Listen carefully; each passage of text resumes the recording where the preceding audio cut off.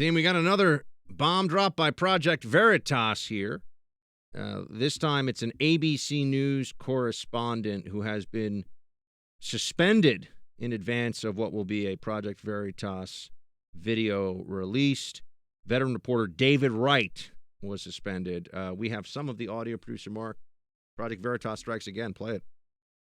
You consider yourself a Democrat socialist? Yeah.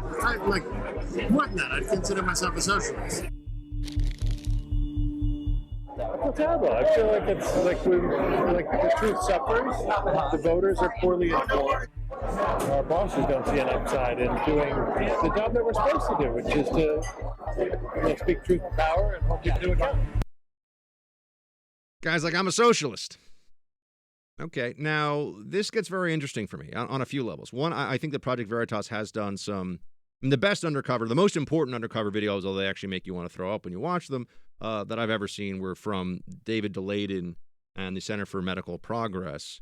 And the fact that did not result in a complete national revulsion and change in the view of abortion and abortion laws is a stain on this country's honor and integrity. But Project Veritas does some good stuff. James O'Keefe is a brave guy who works hard at what he does.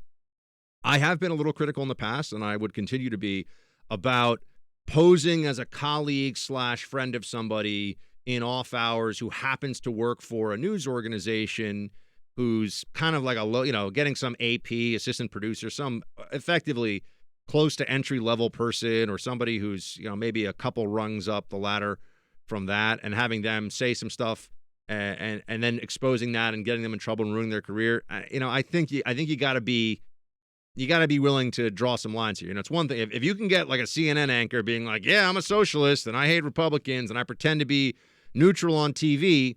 Yeah, you can break the confidence of somebody that you're posing as somebody having a normal conversation with. But the other stuff, I think Project Veritas has gone after some people that are a little too low level, in my opinion. I'm just going to say it. So I don't like everything that they do on this exposing bias realm. That said, they are doing the work. And this guy, I don't know that much about the hierarchy over at ABC News, but this guy's a senior correspondent. He's been around for a long time, and he's getting in trouble here for saying what we essentially already know to be the case, what we already know to be true. And that is that these networks, CBS did this debate last night, ABC, these are lib networks that are clinging to this fiction that they're neutral. And it's because that gives them an advantage over their competitors, because they hold themselves up as, we're the real journalists. We do the honest journalism here. And they're these massive legacy institutions with a huge amount of corporate money and power behind them. And so they still have, ABC News has 10 million people watching it a night. If you want to watch like a male model read off of a prompter, you can do that on any channel base. I don't know why people do, that's got David Muir. I'm like, okay, we're going to see him take his shirt off? Why is everyone so excited about watching this 30-minute broadcast? And it always ends too with and a happy story of ducks on a pond that, found their mother.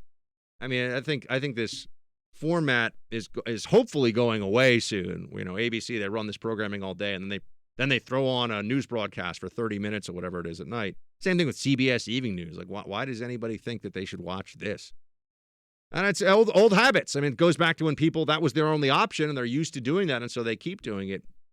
But they cling to this fiction because it gives them an advantage over their competitors, and it should go away. A well-educated news consumer understands that ABC, CBS, NBC, they are liberal networks. They are pushing a liberal agenda. Their anchors are generally unimpressive and don't know very much about politics or the world. And this is just the reality we live in. So this senior guy saying that they spike stories that are pro-Trump, they run stories that are anti-Trump, he's a socialist, just confirmation of what we already know. And if he's a senior enough guy, I think then that justifies the undercover approach to get this information about this individual. Hey, Team Buck, thank you so much for watching The First on YouTube. If you like this video, please click that little thumbs up button so then it will log as liked. And also, if you want to see more great content from The First, please click subscribe.